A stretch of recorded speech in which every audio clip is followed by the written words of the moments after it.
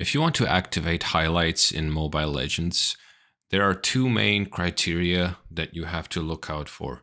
So the first thing, you want to be at least level 10. In the top left corner, you can see that I just got to level 10.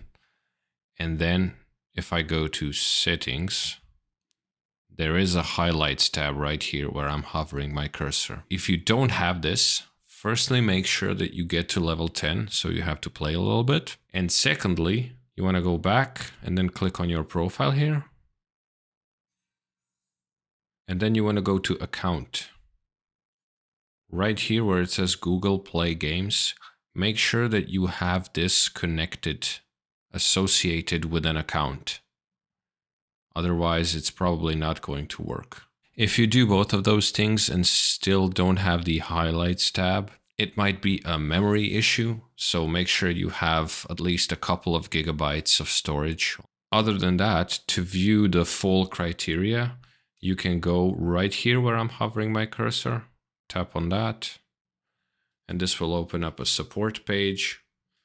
And then you can tap here so you can type, and type highlights is not available right there. And click on that. And then click on view details. And these are all the criteria that you need to be able to make highlights.